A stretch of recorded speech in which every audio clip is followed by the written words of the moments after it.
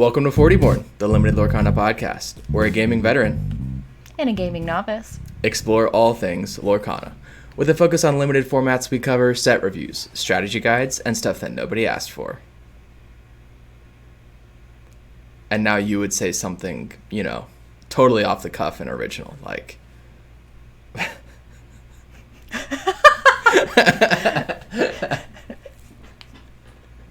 Am I supposed to do like an anecdote or something? Or No, so Taylor usually just says something like... It started off as me being like... getting him to say, let's get better together. But he's like, that sounds cheesy. Okay. He's like, I'm never going to say that. So he's like, let's... Okay, I got one. Okay. From the top? Yeah. Welcome to Fortyborn, the limited Lorcana podcast, where a gaming veteran and a gaming novice explore all things Lorcana. With a focus on... Let's get that bread. All right. Third time's the charm. No, you sound... No, that was me. My gap was too long because I forgot what I was supposed to say. It was a long gap. It was. Okay. Nope. Here we go. I'm ready. We got it. Yes. Now I'm going to laugh trying to get through it. No, you're not. Okay. I believe in you. Welcome to Fortyborn, the limited Lorcana podcast, where a gaming veteran and a gaming novice explore all things Lorcana. With a focus on limited formats, we cover set reviews, strategy guides, and stuff that nobody asked for. Let's get that bread. Amen. Becky, thank you for joining us. Today, my co-host is living it up in the Arctic tundra of Minnesota, and as such, I am flying solo, but don't worry, I brought in probably the better of the TCG novices. I don't even think it's fair to call yourself a novice at this point. Oh, you're so kind. Would you still Thank consider you yourself to be a novice? Yeah, for sure. I mean, yeah, I think so. I mean, I know kind of what's going on, but in general, there's like so much knowledge that I don't have. And if we go past Lorcana into the greater TCG sphere, I got nothing. Yeah, well, Taylor doesn't have much to contribute related to Lorcana, period. So I think that you're past that, So you're, I would say, what's something above a novice? A journeyman. All right. TCG journeyman, but it's even Honestly, still. I love that. Yeah, you did great at set champs, right? I did good. I was in the top half. Yeah, I mean that's better than half. That's better than average. I am, as an aside, I am happy to hear that Taylor has made a pilgrimage back to his favorite spot, Minnesota. Yes, he's back in his homeland. I love that. He's living it up with the family. Took the dogs with him. Hit the road.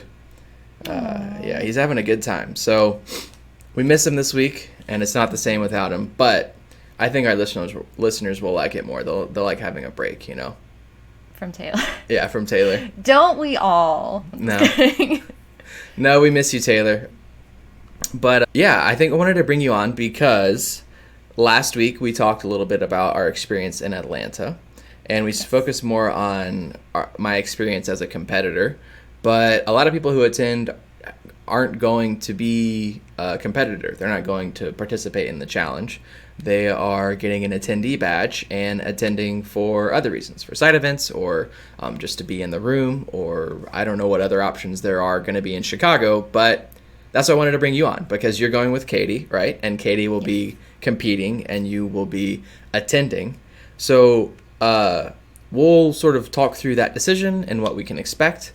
Or what you hope to expect and get out of it. I also know that you've been posting some spoilers for some cosplay that you might be working on for Chicago. Not for Chicago? Not for Chicago.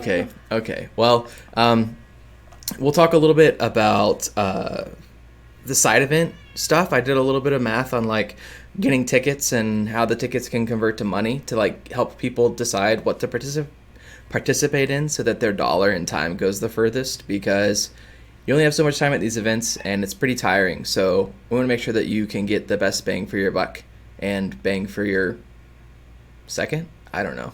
That's not a phrase. Yeah. I was going to ask about books because you like to read and I like to read. I do. Does Katie like to read? No, she's done a couple audiobooks lately. She's not a reader. I'm actually a speed reader, so Oh, I I can know. burn through books very quickly. Yeah, I I see read a your Goodreads. I read 170 books last year. Whoa. I know. I've read like 30.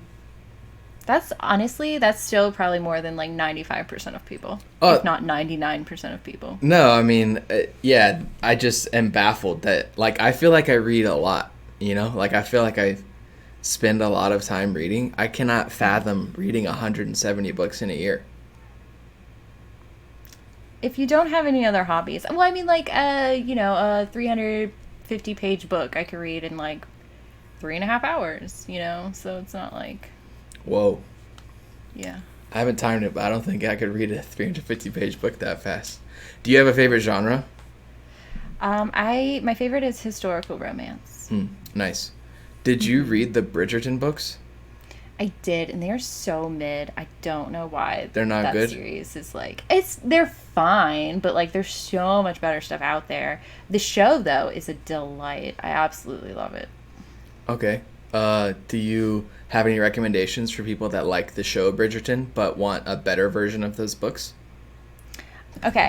My hottest rec for historical romance is the Maiden Lane series by Elizabeth Hoyt. It's 1740s, so it's like before Bridgerton, but it's so good. The characters are so great. Everything about it is just delightful. Highly recommend. Okay. Awesome. Mm-hmm. Yeah. I don't read much in that genre, but I know. my partner likes that genre. Sky Nice. Sky likes to read.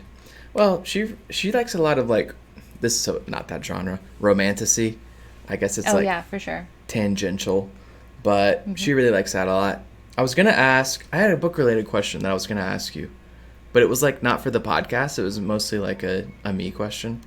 Oh, when do you usually read? Like what times of day? Like how do you fit that much reading into your schedule? Well, that's the one reason I can't do audiobooks is like I I just read a few pages here and there. Like anytime I have a few minutes, I can just like skim through a lot. 10 p.m. to 11 p.m. though is dedicated reading time for me. During the like right before bed, I read about an hour, and that's great. But for the rest of it, I just kind of like do pieces throughout the day whenever I get some free time. Nice.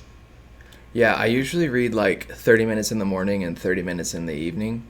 Like Oh, nice. first thing when I wake up, when I have like a cup of coffee, I read, and then when I'm laying in bed, it's how I fall asleep. Oh, nice. So unfortunately, whenever I read during the middle of the day, I just get tired. So that's a new problem that I've You're discovered. conditioned. Yeah. We got a recliner for the nursery for nursing, and I have been knocking out some naps in that thing because it's way too That's comfortable. great. Yeah. Yeah, I was gonna ask also. This is actually just me asking you for life advice. That's what we're calling this segment. We're having our first kid in 4 weeks. So Sky's at 36 weeks right now. Any advice for a first time parent? However hard you think it's gonna be way harder. Um, you really can't prepare for it. There's absolutely nothing like it. It's crazy. And with my first, I had postpartum depression and postpartum anxiety. So definitely, I mean they're gonna tell you all about the symptoms and stuff of that. So really good to just like keep an eye on each other with that, because like I was having the symptoms, but it didn't seem like it was quote unquote bad enough. But really, I was experiencing it. But yeah, and it just, you read all these things and they're like, this works for my kid, this works for my kid, but like every kid's different. So like any books you read, just know it's okay if they're not applicable to your situation. Yeah. Okay, that's fair. The You said that keep an eye on each other. Do people who don't bear children also sometimes get postpartum? Absolutely, yes. Oh, Non-gestating partners are also very prone to it because it's such a huge life reset, really. And because, of course, the gestating partner is going to have hormones and things like that, but definitely keep an eye on each other because non-gestating partners, honestly, the incidence of it is very high. So, So is it different than just like depression or anxiety? Like I get that it's related to postpartum, but are the symptoms different? Like are there specific things that you would watch out for? So, uh, just kind of how they relate to being a caregiver of a tiny baby, because with the postpartum depression you feel like everything is such a burden, like, and the nursing and the diapers, and it just feels like it's like insurmountably difficult to like do these things that are so essential. And with the anxiety, it's like you kind of, a lot, I'm generalizing, but like a lot of the things is like that I experienced, at least it was like, is he breathing, is he breathing, and just like repeatedly checking on him throughout the night, like looking over at his little cot and just like watching his chest. And you just get like intrusive thoughts and like all the different terrible scenarios that can happen, and it's a lot to deal with. Okay. Yeah, that sounds pretty tough. I am definitely worried about that. We've been really lucky so far with how Sky's been doing mentally and emotionally so far. She's a trooper, but because she's a trooper, I think that is something I'm concerned about, is her just like powering through everything, and I don't want it to get to be too much. But thankfully I have a really generous parental leave, so that'll be super helpful to have like an extra pair of hands. Like me and Sky's mom will be around for the first couple of weeks, and then I still have several weeks after that of parental leave. So I don't know. Hopefully we'll get through it and we'll figure it out, and it's going to be great. And everybody says it's magical, and I've never heard anybody say out loud that they regret it. So, and people do it again. Yeah. People do it more than once. Yeah, so I don't regret it, but it was hard. Yeah. And they're just like, yo, you're going to miss this, absorb it, blah, blah, blah. But like, you're functioning on 3 hours of sleep, and it's just like, you are just like, would do anything to take a nap, and like, the baby keeps crying, and it's just like, do I want to, like, will I remember this fondly? Like, do you get that sort of amnesia where it's like, oh, it wasn't so bad? And you do. Yeah. Well, right now I'm excited. I am nervous, but mostly excited. Yeah, you got it. I'm also really nervous about the delivery because I pass out very easily in medical scenarios. Be sure to tell the doctor or the nurse that. Yeah. So that they'll make you sit down. Yeah, that's my game plan. Is I've ordered some like alcohol wipes to smell, and then I'm just gonna take like Gatorade in the go bag, and if I pass out, I pass out all the time, honestly, so it's not that big of a deal. You're prepared. Yeah, I'm prepared. Yeah, so cool. I'm sure I have plenty of parenting questions. Slowly, this is just gonna morph into me having you on the podcast once a month to briefly mention Lorcana and then be like, so what do you do? Talk parenting stuff. Yeah. For sure. Also, how does it feel to have the next Shaquille O'Neal as a child? My giant baby. It's exciting. He's huge. He is. Great. That has to be a 99th percentile child. Honestly, he's really only around like 90th, except his giant head. That's off the charts. Yes. It's funny because my 15-month-old, okay, he has a 22-inch head circumference, and mine is 24 inches, which is shocking. Yeah, that's a smart kid. I was in the same boat, but I was not a super smart kid. It just runs in the family. All the boys in the family have ridiculous size heads. And when I played football in middle school, they had to order an adult size helmet for me, and it still was too small, so they had to like custom order something from the NFL that ended up being really expensive, and then I just sat the bench for 3 years, so it didn't really matter anyways. I didn't even need a helmet. So, it's good for me to know for the future. I was just really good at memorizing the plays, not so much at playing the game. Yeah. Okay, well, we've talked about kids, that's what people are here for. We've talked about books. Honestly. Well, if people listen to our show, they know normally like the first 15 minutes, you could probably fast forward through most of our shows. It's y'all are nice because y'all just do like an anecdote, maybe 2 anecdotes onto the show. For us, it's like anecdotes, and then at the end we mention something related to Lorcana. You just gotta work your way up. Okay, I was gonna ask, because I wanted to talk about Chicago. That's what we're here for. Chicago! Yes. I was going to ask, because you told me that you had an opportunity to be a competitor or an attendee. Could you share a little bit about your decision on which one you wanted to go with and why? Sure. So when tickets first came out, I was like 30 seconds late. Well, I wasn't, but like at 30 seconds, it was sold out. Yeah. And so I joined the wait list immediately. So when attendee tickets came out, that was a whole thing too, but I got off the wait list for attendee. And so, good on attendee. But then I got an email this morning saying that I'm off the wait list for challenge, but I don't think I'm going to take it. I mean, I have not been practicing. Like, I don't really have a deck for it. And I'm sure there's so many people who would love to compete. So I'm passing on it to somebody who really wants it. No, that's fair. That's a good point. If you were to play, do you know what list you would run? Have you been keeping up with the set 4 meta at all or anything like that? I mean, I've been keeping track of it. Like, if I absolutely had to, I would probably just do what everyone's doing and make a little Becky list to run. Yeah, I mean, that's your best bet at making it today too, unfortunately. Yeah. I was wondering if you would stick with the purple steel magic. No, but it was a delight seeing Zach in Atlanta playing, not that list, but like Amethyst Steel again. Yeah, yeah. Like, I will forever associate those colors with him, which is delightful. Yeah, I think we all will, but a lot of us associate it with you because that was your list as well. And who can mention Zach Bivens and not me in the same sentence? No one that listens to Live Laugh Lorcana, that's for sure. But I do have plans though for Chicago. I got invited from a very impressive, important community duo to join their 3v3. Nice. Yes. Are we taking guesses or are you just... I can just tell you. Okay. Dan and Lily from Lorcana Fanatics asked me to be their third. Oh my goodness, that's great. That's going to be a good time. It's going to be awesome. And so I'm playing Sapphire Amethyst for that. Nice. That'll be fun.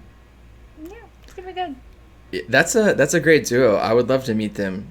Their content is really adorable. It really is. And they're such great members of the community. And hearing Dan talk, he is just so passionate and so engaging. And he really, really cares about the direction everything's going. Yeah. And I just love them both.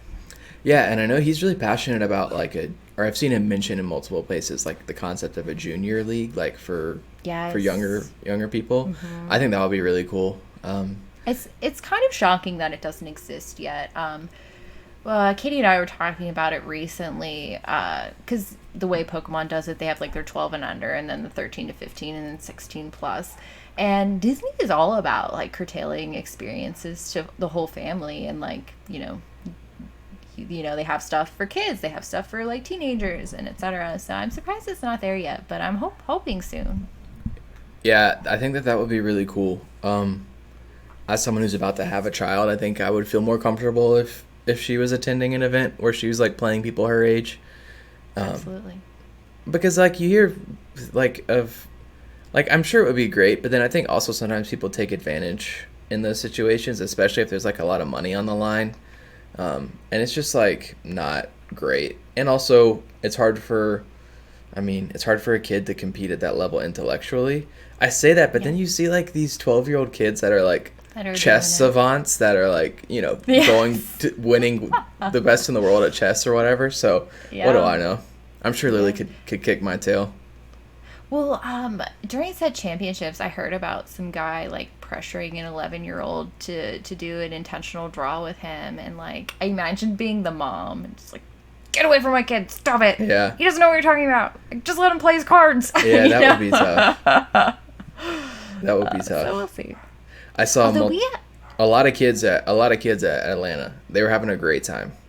That's awesome. That makes me so happy to hear. We were talking to Miss Memento on our last episode, and she was saying that a great thing for parents to do if their kids were involved in TCGs is to judge, because you can just like be right there and and kind of keep an eye on them while they're doing all their things. And I thought that sounded great. Maybe in the future, look at it. Yeah. We'll be Lorcana judges for our kids. Yeah, that'd be cool. That would be great. I don't know what that looks like yet, but if I have to explain what the bag is, I don't think I can do it. I was gonna say the bag is a state of mind. It's not. Yeah, that's true. That's true. The bag is a little bit confusing, but that's what the judges are there for. And Absolutely. I don't know. Well, if they have like an official judge program or a win, I'm sure they'll get around to it eventually. I do think it would be interesting to like take the quiz, take the test or whatever, just to like familiarize myself with the game better. But yeah, playing in Atlanta, I saw a lot of people calling judges, and there was like 60 of them in the room. I think there was 65 judges there, which sounds like a lot, but there's also 2,000 people playing the game. Right. The judge to player ratio is still pretty high. Yeah, they were working pretty hard. Like they looked really tired the next day. Absolutely. Absolutely. I was gonna ask, do you know what Katie's gonna run this weekend? Because she's going as a competitor, yeah. Yes. Yeah, she's running Emerald Steel. Public enemy number 1. Yes, exactly. Well, that's her colors. She's not doing it just because everyone else is. She's always been an Emerald Steel girly. So. Yeah, that's fair. That's fair. I saw Artabax was running Purple Steel, and I liked Purple Green last set, his list. So if you can get that in a state that, you know, or if I've seen some people playing it, if they can get that in a state, then I might be joining you and Bivens over in the purple gray world. I love that. So I was going to ask, so you're going as an attendee in Chicago. There are lots of side events. Yes. Are there any in particular that you're excited about? The 3v3, but is there anything else going on that you're looking forward to? So here's the thing. Like I mentioned, I don't have like a really concrete sort of deck core constructed that I would want to like compete with necessarily. And then on top of that, they have like multiplayer and stuff. And it's just like, how many decks am I supposed to bring? So outside of the 3v3, I honestly think any other side events I do are going to be sealed because I can't be bringing all these decks. Yeah. No, that makes sense. I didn't take anything, I mean, other than my constructed list. But the constructed events in Atlanta were set 4. And I only own set 3 cards, so I didn't do any of those. And also, you know, we do a limited podcast, so I was doing draft and sealed. You have to. Yeah, I have to. It's in the contract. I was going to ask, is there anything on the prize wall that you're particularly excited about? Anything you're trying to get? Oh my gosh, I want everything on the prize wall, and the prices are ridiculous. Yeah, it's a lot. Honestly, I would love to be able to take home both promos. But like my dream is obviously for that Cinderella playmat, which is impossible. But I would also be like tickled to death to get like a hat or a shirt. Yeah. No, there's a lot of good stuff on the wall, and it was hard to pick. But we talked about this last week. What did you get?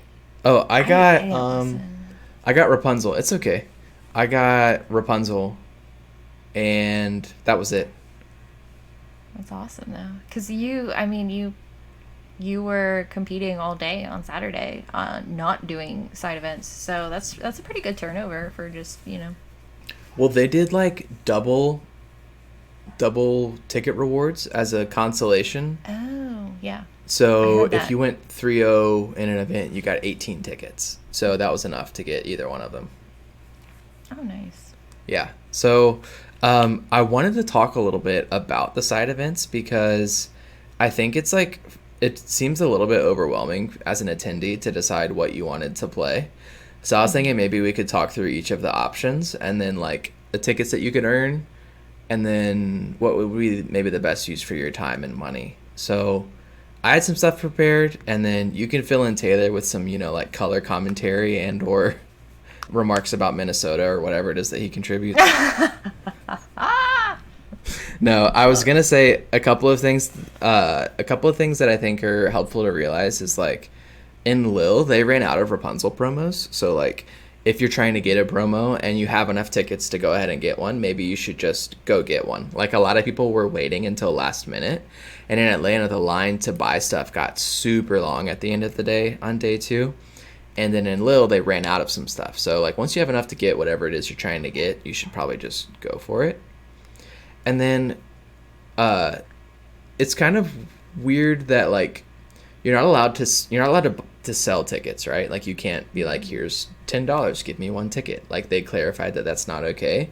That was absolutely happening in Atlanta. I don't know if they're gonna like try to crack down on that in Chicago, but I expect that they will, given like Atlanta was great. I think that some stuff in Chicago will be improved, and I'm wondering if that will be one thing, or if they're sort of okay with like, one guy was trading packs for promo or for tickets, because it's like I'm not paying for tickets, I'm trading for them. But then other people are like trading cards for tickets, but then it's like, what's the trade value? Because like people in the room were evaluating at like $10 a ticket, but right now if you look at the price of like Rapunzel or Cinderella, it's the actual value of a ticket is around $20. So yeah, I don't know. It's that's just interesting to know. You know, if somebody's like, I'll give you $5 for a ticket, first of all, you should say no, because you could get in trouble. And Ravensburger might be listening to this. Not who am I kidding? They're not listening to this. And then I'm here. They might be. I'm just kidding. I'm just kidding. And the other thing I was gonna say was, if you try to trade, like if somebody tries to trade with you, and the number in your mind should be somewhere between like $10 to $20 per ticket. So like you shouldn't be like, yes, I will give you 4 tickets for one Diablo. Like that's not a good deal. Right. I don't know though, because the way the market works is the tickets you have aren't worth anything unless you have a certain amount of them. So other kind of things you're not supposed to trade is like, the only thing I can think of right now is like food stamps. You can't get the direct dollar value for them when you trade them with somebody else. So I'm feeling like the same is probably true with these tickets. $20 value, yeah, if you have them, but when you are giving them away, they're useless to you. So there's like that. That is fair. That is a good point. Yeah, no, that is a good point. If you don't have 14, then they're not worth $20 each, you know, because that's how many you need to get Rapunzel. I do have a question though. Like, can you, like, say you went to Atlanta and you have like 14 and you just keep them? Is it like Dave and Buster's where like if you go back to a different challenge, you can still use those tickets? So I heard no, because each challenge will have different tickets, because I heard that there was an issue where you could just buy them like on like you could custom make them and then take them to Chicago and have that's 400 tickets. But then the playmat's impossible without trading and buying, selling, compiling like resources. That's the weird thing that I wanted to highlight, was like, if you're going as an attendee and you really want to get that playmat, it really like, you need 100 tickets, right? Like, and it's not possible to play enough side events to earn 100 tickets by yourself. That is interesting though. Like, it's impossible. Why is it there? Yeah, I don't get it either. I do wish that they would, like, I wish that I could ask someone a question about that, because it's like, how do you want people to do that the right way, right? Or is it just there to like show off that it exists? I don't know. Does anybody have it? Did anybody? What I heard in Atlanta was that they gave away 9 of them. 9 of them? To who? So there was one guy that had a box of Ursula's Return and a box of the first chapter, and he was just walking around and saying, I'll give you 1 pack for 1 ticket, because their rate is 3 tickets for 1 pack of the first chapter. And so he was just doing 1-to-1. And he got 100 tickets that way. Yeah. You are crazy if you're getting sealed product from the prize haul. I agree. Yeah, the best bang for your buck is definitely the 2 promos. So, although I guess if like you end up having like 3 tickets or something, it's like, sure, give me a pack. Yeah, absolutely. So these prices are going to change, right? Like right now, as of this morning, the TCG market price for the Rapunzel promo is $280, and for the Cinderella promo it's $282. So that's going to drop after Chicago, right? Because we'll have like a lot more on the market. But even if it cuts in half, it's still, those are still the two most profitable items that you can purchase in terms of like dollars to ticket ratio. Like, for example, if you get like if you pay 3 tickets to get a pack of the first chapter, right now a pack of the first chapter online is $9. So it's like $3 per ticket, right? Compare that to a Rapunzel promo, which is $20 per ticket, or Cinderella is $23 per ticket. Nothing else even comes anywhere close to those. So wow, that's definitely your best bet.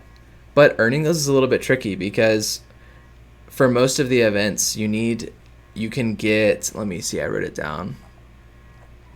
You can get like 2, 4, yeah. So if you just participate in like constructed or 3v3 draft or sealed, if you just participate, you get 2 tickets, and then you get 2 tickets per win.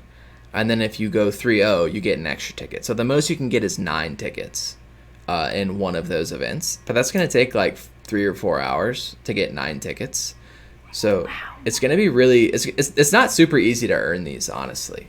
Yeah. So hopefully Melee messes up again for y'all in Chicago, and you can get the double tickets. Yeah. Honestly. So I was going to say the best way to get tickets quickly is to play multiplayer, actually. It's $12 to enter, and it's just one round. And if you win your table, your best, like there's 4 of you playing, if you win, you get 10 tickets. Oh, that's like quicker. Yeah, it's the best bang for your buck in terms of time and money, because it's $12, and then so it's like $1.20 per ticket that you could earn, and then it's 10 tickets in like an hour. Yeah. Fine, I'll make a multiplayer deck. Well, you have to win, and if you don't win, then it's 2 tickets for an hour of your time, you know? So it's that's like, what I'm saying. I gotta win. Yeah, so you gotta fine tune that the blue yellow princess deck for multiplayer. Oh, sorry. Goodness. Oh, hilariously, Chris from Lorcana Chats, I was on his show recently, and he sent me a sticker and included a popsicle card, and I was just like, that's great. Yeah, that's great. So. You got our stickers, yeah? I did, and they're fabulous. I love them. Oh, great, thank you. But also, as a secret, I told you I'm running a amethyst sapphire deck, and there are popsicles in there. There are, there are not. There are. Oh. You've converted. At least as of now. I know. I need the items. I'm not running like the card engine with Flaversham, but they're there. I'm not happy about it. Way to stick to your guns. For the inside joke, I guess during the Glimmer Gang Gauntlet, Becky received the color pair. Was it blue yellow? It was blue yellow, and multiple people were like, "You need to run Popsicles and Flaversham. It's the best draw engine in the game." And Becky was like, "No. Absolutely not." So I don't. After this conversation, I'm taking him out. It's done. We're not doing it anymore. All right, I gotta stick to my principles. Dan, Lily, I'm sorry. No, I'm still gonna win. I just, gotta stick to my principles. At the event, when you're doing side events, they talked about doing them on demand. Have you heard if that's true or not? No, I haven't heard either way. Because in Atlanta, it was like predetermined time. So it was really difficult to do enough to like get a couple of promos or whatever. But I heard that draft and sealed in Chicago will be on demand. If that's true, that's really helpful for y'all, because then you can play more often and you can get more tickets. And we're talking about earning tickets, and it's like, look, I know that you're not going to try to crank out tickets. Like, you're going to have a good time. But I do just want people to be aware of like how you can spend your time and also maybe be profitable in the process, because you can actually make some good money at these events. Like, if you are just going to have fun and you happen to have 14 tickets and you get the Rapunzel promo, that paid for at least your entry fee. And I don't know where what the flights are from Pittsburgh to Chicago, but maybe you'll cover that as well. So I was going to say, if they do on-demand multiplayer, that's what you should do. that's going to get you a lot of tickets and a lot of money. And I just mean collectively you, like anyone that's going and playing inside events. And I know I'm a limited podcast, so it hurts me to say that draft and sealed's not the best return on your investment, but it takes a long time, unfortunately. Yeah. It just takes 4 hours, you know? Like, if you do all 3 rounds and build your deck, that's 4 hours. And you gotta be on the clock to get these tickets. I mean, they're not just throwing them out at you, so you gotta really make your time worthwhile. But if you include the price of packs for like draft or sealed, then it definitely makes sense money wise. The biggest problem is just time wise. Like, yeah, it's a lot of fun, and that's what I would be doing. But just be aware that 4 hours is a lot of time, and if you just need to get a few more tickets, the multiplayer is going to get you tickets quickly. All right, well that's not fun, but it is interesting, and I just wanted to give the information out there to any attendees that are going that want to, I don't know what they're getting themselves into as in terms of money and time spent. I was gonna ask for sealed. Is this your first time doing something limited? I've only played sealed with friends. Nice. That's not gonna change in Chicago either. Those will all be your friends. We had a great time. Me and the person that sat across from me both opened Diablo, and so we were having a blast. That's I got a foil awesome. Diablo. He got a normal one. That's our number one tip for the format. Just open Diablo and you win games. I love that. That is a good tip. I'm gonna be honest. Like, yeah, I want to do all these things, but I might kind of take the Taylor route and kind of do a lot of people watching and making friends with strangers. Although I don't know if Taylor did that. Yeah, he met a lot of people, but unfortunately for y'all, MomoCon won't be going on. So, That's true. oh well. If you hear anything there about how people are supposed to earn a Cinderella playmat, let me know. That is something that I've been thinking about. I'm honestly, like, I don't understand, and it's like very frustrating for me that it exists because it shouldn't under these conditions. Well, if you do 10 multiplayer games and win all of them, it's only $120 in 10 hours, and then you can get it. That's easy. Just don't lose. Easy. I was going to ask if there was anything else related to Chicago that you wanted to talk about before we move on. Nope. I'm just really excited. It's going to be great. I'm going to meet so many people that I know from online, but I'm going to see them in person. Are y'all taking stickers? I am taking stickers because I like to give out stickers. Even if people don't want them, I'm like, no, take these. You have to take this sticker. Are y'all signing cards? Did y'all decide to do that or no? I ordered cards for us to sign, and they exist, but I don't know if that's a thing people are actually doing. What cards did y'all pick for yourself? I got Belle Bookworm for me and Belle Inventive Engineer for Katie. Nice. Reader, and she's a software engineer. Yeah. That's great. Did you do it? No. We did not do that. We just had the stickers. But I did see a lot of people getting signed cards from Lorcana goons.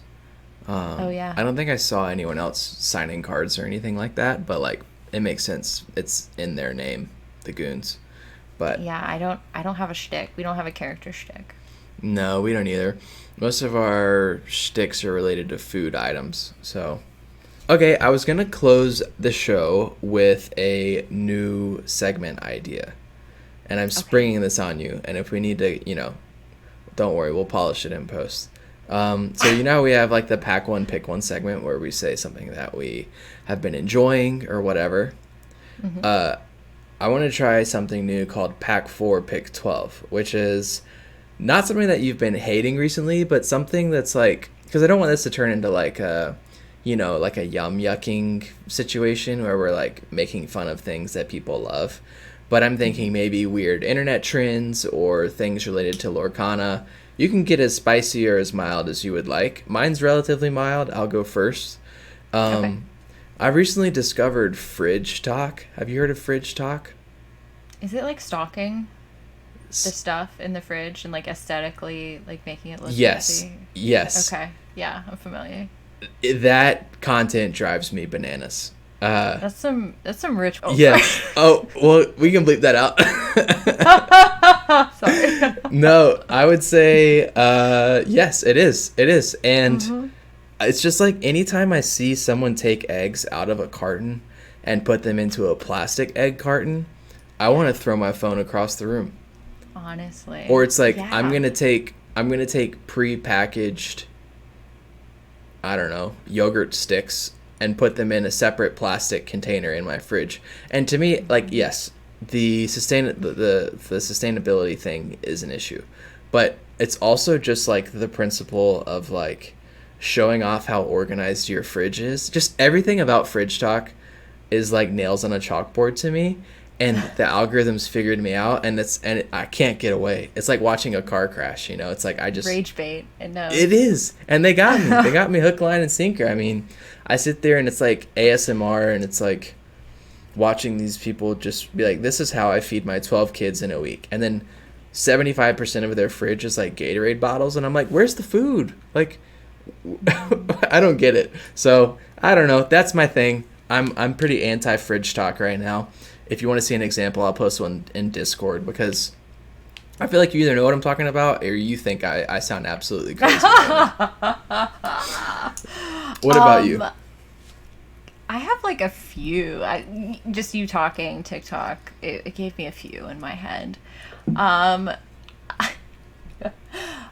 So in a similar vein, I like to roast kids' lunches. You know, the parents that do like the fancy, and they like make they have the special little cutters to make the cucumbers look like flowers and stuff. And that I like to roast pretty hard because it's all so silly, and there's like never any protein in those meals. Yeah. And like I'm vegetarian, so like there's options. Even if you like, there's so many options. So that makes me laugh. But one of the rage baits for me on TikTok is like the provocative food preparation. Do you know what I'm talking about? Yes. Like promiscuous provocative? Is that what you mean? Yeah. Yes. I know what you're talking about. We're really, we're pushing the boundaries, I feel like, on what is I'm sorry. safe for work. No, I'm sorry. Not on the podcast. I mean on like on content. Like I sometimes see stuff and I'm like, we need like a warning on this. I'm gonna get HR's gonna contact me. Nobody could see me watching this. Yeah, legit. No, the provocative food is a weird subgenre. There's just the TikTok like algorithm, and it's not just TikTok now. I mean, with YouTube Shorts and with Instagram Reels, like all of the things that have an algorithm that like tailors things to you, they find like niches and like push people into them, and then it's like that's all that you see. You can't get out.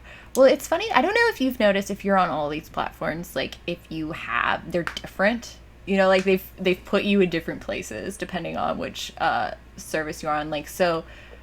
Oh, but also like I can't handle book talk because it's just all the same stuff, and I'm just like I can't. Have you heard of Akotar? Of course, I've heard of Akotar. I'm just messing with you. Oh, okay. You're like talking about rage bait. I love Akatar, but I just am tired of hearing about it. You don't have to say that. You can admit it here. This is a safe space. It's fine. That's what I say about it. But anyway, so like on Reels, I get like all the stuff I'm interested in, like really cool like crafting things and all that stuff. And then like all my YouTube shorts are like Jonathan Bailey and Baldur's Gate 3, and like it just like has me in these two boxes. Yeah, for sure. It is funny how you can have different algorithms. I want a service where I can like rent other people's algorithms, you know? Just to see. Like I want to see what Beyonce sees when she opens up TikTok. What do they think that her interests are? Like, who is she? We could tell just by looking through that. Hey, sure. I promise you, she's got no Fridge Talk going through her timeline. Girl, she is Fridge Talk. I love Beyonce. Who doesn't? I'm trying to think. Yeah, I'm trying to think more in that vein of like subgenre TikToks. I'm not on TikTok. I'm actually just on a couple of subreddits that curate TikToks. because of this reason, I would never get off. Like when we had Vine, I was just on Vine all the time. I miss Vine. Vine was so good. I still don't understand why it went down because it was so much fun. In fact, some of my favorite reels are just compilations of Vines.